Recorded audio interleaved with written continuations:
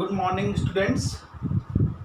आज हम आपसे बात करेंगे एप्लीकेशन ऑफ गॉस थ्योरम की। लास्ट टाइम मैंने गॉस थ्योरम को प्रूफ किया था। अब गॉस थ्योरम का यूज़ कहाँ पर है, वो गॉस थ्योरम कहाँ अप्लाई कर सकते हैं, यहाँ पर बात करेंगे। तो मान लीजिए एक इसका बहुत ही इम्पॉर्टेंट है ये डेरिवेशन, एग्जामिनेशन पूछा जाता है कि अगर कहीं पर कोई लाइन चार्ज है। लाइन चार्ज का मतलब ये हुआ कि एक कोई वायर है जिस पर चार्ज है, लगा हुआ है, यूनिफॉर्मली डिस्ट्रीब्यूटेड है, आप ऐसे मान लीजिए। तो इसको बोलेंगे infinite line charge. Electric field हमें पता करना है इसकी वजह से, इन्फिनाइट लाइन चार्ज की वजह से। तो इसमें मान लीजिए पॉजिटिव चार्ज है, हर जगह पॉजिटिव चार्ज है। तो मैं यहाँ लिख दे रहा हूँ infinite line charge. Infinite line charge के लिए हमें इलेक्ट्रिक फील्ड पता करना है। यानी ये एक वायर है जो इन्फिनाइट लंबा है, आप ऐसा मान के चलें कि इन्फिनाइट इसकी लेंथ है, और इससे r डिस्टेंस पर हमको, ये डिस्टेंस r पर हमको इलेक्ट्रिक फील्ड पता करना है। इस पॉइंट का, ये पॉइंट r डिस्टेंस पर है, तो हमें इलेक्ट्रिक फील्ड पता करना है कि यहाँ से इलेक्ट्रिक फील्ड कितनी पास होगी। तो ये ध्यान रखना पड़ेगा कि हमको ये देखना पड़ेगा, मान लीजिए l लंबाई का हम एक वो मान लें कि ये तो बहुत लंबा है, ठीक है, इसकी कोई लेंथ है नहीं। तो जब इसकी कोई लेंथ नहीं है तो एक पर्टिकुलर हमें लेंथ लेनी पड़ेगी इसकी।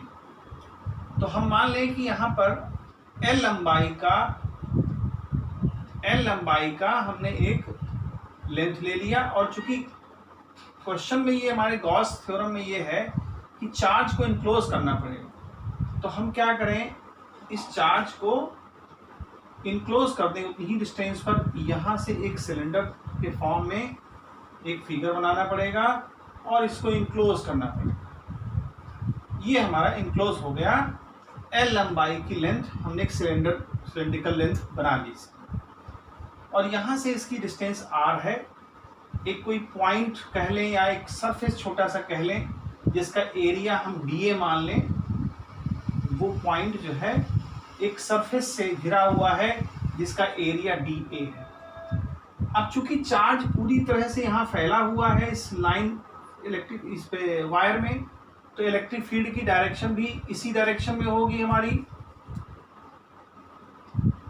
dA, और इलेक्ट्रिक फील्ड की भी डायरेक्शन होगी E। और जो पॉइंट था उस पे जो एरिया घेरा हुआ है वो है dA। तो यहाँ पर हम बात करेंगे कि ये जो लाइन चार्ज है इसका यूनिट लेंथ में कितना वैल्यू होगी, यानी लीनियर चार्ज डेंसिटी।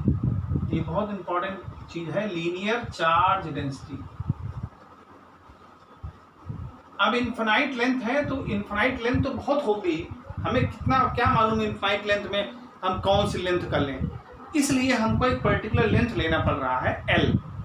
हम उस L डिस्टेंस पे जो चार्ज है उसकी वजह से इलेक्ट्रिक फील्ड फाइंड करेंगे, क्योंकि इनफिनाइट का तो कोई अंत ही नहीं है, इनफिनाइट का तो मतलब इनफिनाइट हो गया। तो हम क्या करें, एक पर्टिकुलर छोटी सी लेंथ ले लें, और उस लेंथ में जो चार्ज भरा हुआ है उससे कितनी इलेक्ट्रिक फील्ड पास हो रही है। तो उसके लिए सबसे पहले हमने छोटा सा पार्ट लिया dA, क्योंकि हम छोटा सा पार्ट लेते हैं dA, हमेशा जो है हम छोटा सा ही वर्क, छोटा पार्ट लेते हैं dA। अब हमने एक छोटा पार्ट ले लिया dA, जिससे इलेक्ट्रिक फील्ड इस डायरेक्शन में पास हो रही है, और dA का भी वेक्टर, जो एरिया वेक्टर है वो भी E की डायरेक्शन में है। तो देखिए हम बात कर रहे थे linear charge density. Linear charge density क्या होगा, कैसे समझेंगे। देखिए पूरी जो है लंबाई, हम L लंबाई में मान लें कि Q चार्ज भरा हुआ है, तो यूनिट लेंथ में कितना होगा, तो उसको लिखेंगे lambda is equal to Q upon L। Linear charge density lambda से रिप्रेजेंट की जाती है, ये ध्यान रखना पड़ेगा कि लेंथ में अगर कोई चार्ज भरा हुआ है, क्योंकि अभी एरिया में भी आएगा, वॉल्यूम में भी आएगा, तो अब लेंथ, इतनी लेंथ में कितना चार्ज इसके अंदर मौजूद है उसको हमें निकालने के लिए यूनिट लेंथ का सहारा लेना पड़ेगा। Linear charge density in unit length, उसी को यूनिट लेंथ में कहते हैं। लीनियर चार्ज डेंसिटी का डिफिनेशन बेसिकली होगा चार्ज पर यूनिट लेंथ। अगर आप इसको नहीं समझ पा रहे हैं तो इसको आप ऐसे समझें कि जो भी चार्ज है वो पर यूनिट लेंथ में कितना है, तो उसको बोलेंगे चार्ज पर यूनिट लेंथ को हम लीनियर चार्ज डेंसिटी कहते हैं और उसको लैम्डा से रिप्रेजेंट करते हैं। यहां तक बात आपको समझ आ गई होगी। फिर से मैं समझा दूं कि ये पूरा इन्फिनाइट लेंथ का है। तो इन्फिनाइट लेंथ के लिए हमने एक पर्टिकुलर लेंथ ले लिया और उस पर्टिकुलर लेंथ में कितना चार्ज भरा हुआ है वो देख लिया। क्यू चार्ज मान लीजिए भरा हुआ है, तो यूनिट लेंथ में कितना चार्ज होगा, तो उसके लिए हमने लेम्डा का सहारा लिया। लेम्डा होता है Q upon L। Unit length में कितना चार्ज है वो हमने ले लिया L। इसी को चार्ज पर यूनिट लेंथ कहते हैं। लेकिन हमारा जो पर्पस है वो इलेक्ट्रिक फील्ड पता करने का पर्पस है। मेन हमको इलेक्ट्रिक फील्ड पता करना है। तो इलेक्ट्रिक फील्ड के लिए हमने आपसे बोला कि एक छोटा सा पार्ट ले लें dA, वहां से कितना इलेक्ट्रिक फील्ड पास हो रहा है वो हम देखेंगे सबसे पहले। तो मान लीजिए यहां से पास हो रहा है d phi E electric field flux. तो इसको कैसे लिखा जाएगा, E इंटू dA और ये इंटीग्रेशन का साइन, सरफेस इंटीग्रेशन। अब यहां ध्यान दीजिए कि E और dA दोनों की डायरेक्शन एक ही है। इनके बीच में जो एंगल बनेगा वो क्या बनेगा, dA cos 0, यानी E dA cos 0। तो क्या लिख सकते हैं इसको, E dA cos 0, क्योंकि dA और इलेक्ट्रिक फील्ड की जो डायरेक्शन है वो एक ही डायरेक्शन है, इसकी वजह से उनके बीच में बनने वाला एंगल 0 है। तो अब क्या करो, cos 0 की वैल्यू 1 होती है, तो ये क्या बन जाएगा, E dA को अंदर कर दीजिए, हो गया।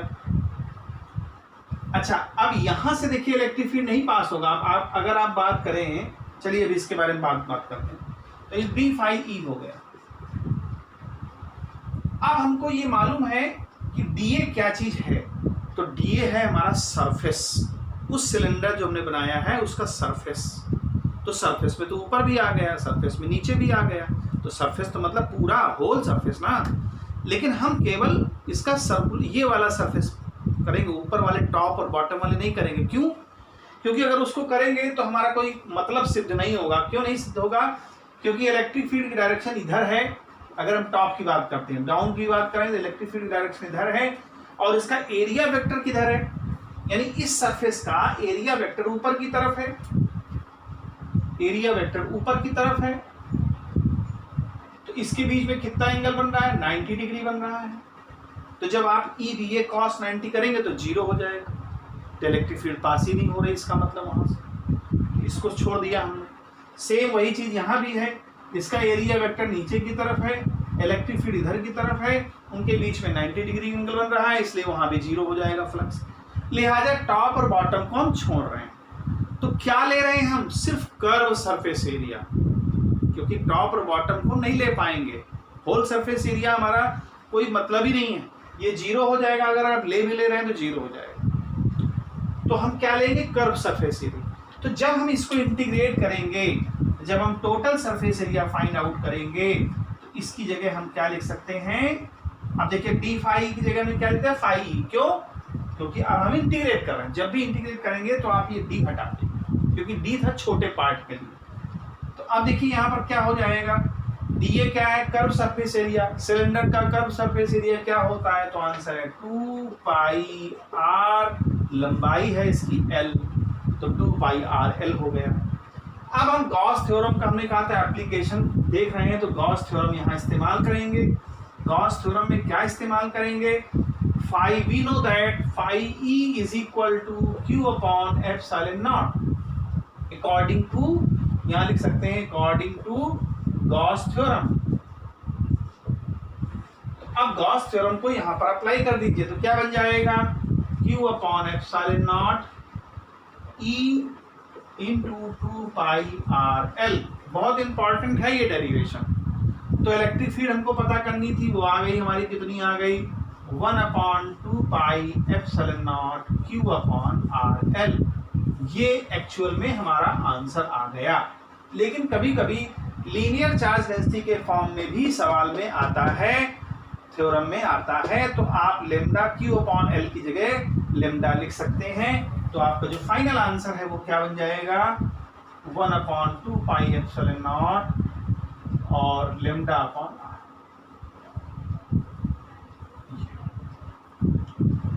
तो अब आप यहां देख लीजिए कि हमने तो निकाला एल के लिए था, लेकिन ये इलेक्ट्रिक फील्ड हमारी इनफाइनाइट लेंथ के लिए निकली है, आर पे डिपेंड करेगा। ठीक है, अब इसको देख लीजिए और यहां समझ लें।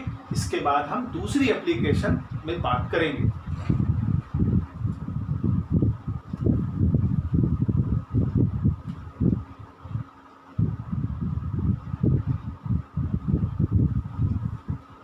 ओके बच्चों, आपने नोट कर लिया होगा, देख लिया होगा, समझ लिया होगा। अब हम दूसरी इसकी एप्लीकेशन की बात करते हैं।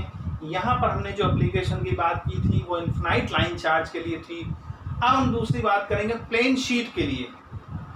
ठीक है, इनफाइनाइट प्लेन शीट के लिए बात करेंगे। तो मैं इसको हटा दे रहा हूं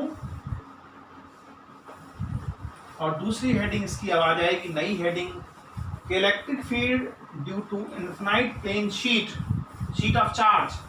यानी वो एक शीट होगी, जैसे पेज होता है आपकी कॉपी का पेज, उतना ही पतला समझिए। यानी उसमें एरिया ना हो, मतलब चौड़ाई ना हो। हम सिर्फ एरिया लेंगे, लेंथ ब्रेथ लेंगे, उसमें चौड़ाई ना हो, यानी कि इसकी कोई भी मोटाई ना हो। आप ऐसे समझिए, लंबाई हो, चौड़ाई हो, बट उसकी थिकनेस ना हो। तो देखिए इलेक्ट्रिक फील्ड यहाँ इनफाइनाइट प्लेन शीट के लिए हम लोग बात करते हैं। तो यहाँ पर हेडिंग लिख देता हूँ मैं, electric field due to infinite plane sheet of charge, plane sheet of charge. अब इसको आप कैसे बनाओगे, यहां पर एक यूं ऐसे करता हुआ एक सरफेस हम बना देते हैं, जो कि ये पतली सी शीट है। ये बेहद पतली शीट है जिसकी लंबाई और चौड़ाई तो है बट थिकनेस नहीं। तो हम यहाँ पर अब इसके अंदर चार्ज भरा हुआ है। हमने आपसे बोला इसके अंदर चार्ज भर दीजिए आप पूरी तरह से। भर गया चार्ज।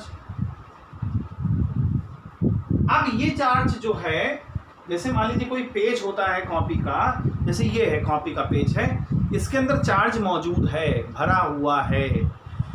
तो वो चार्ज जो इलेक्ट्रिक फील्ड दिखाएगा, वो इलेक्ट्रिक फील्ड इधर को भी जाएगी, वही इलेक्ट्रिक फील्ड इधर को भी जाएगी, दोनों तरफ जाएगी।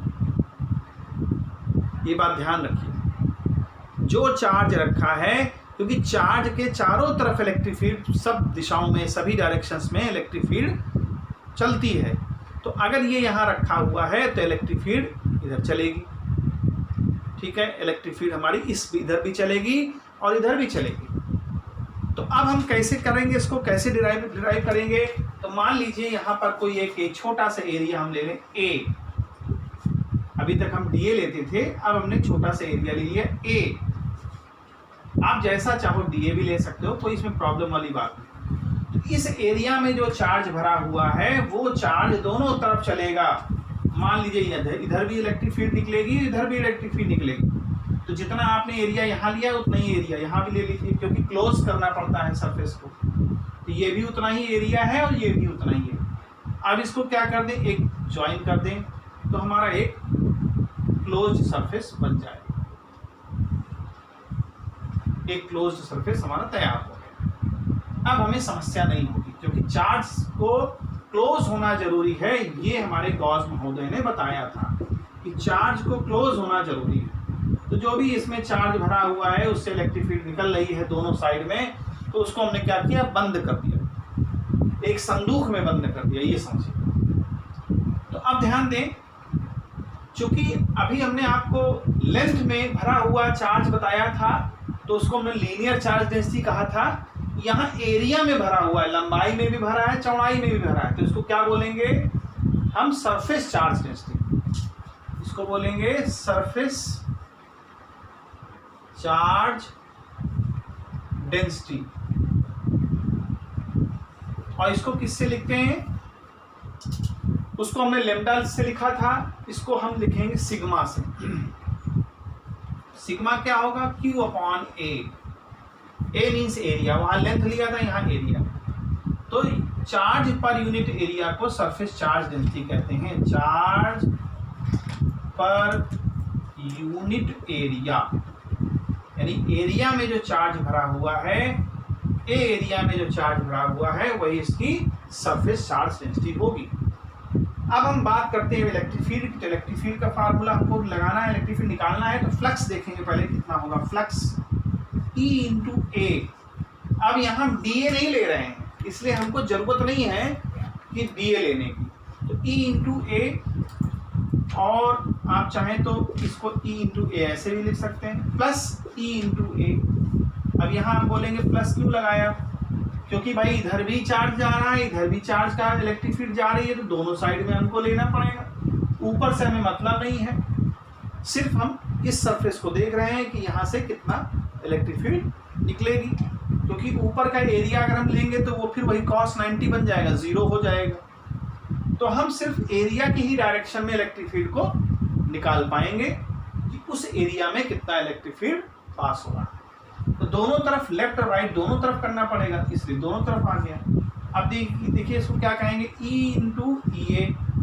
अब दोनों के बीच में एंगल 0 बनना है, इसीलिए हम E टू ई ए लिख देंगे, साफ साफ मैग्नीट्यूड ले लिया, काम करना।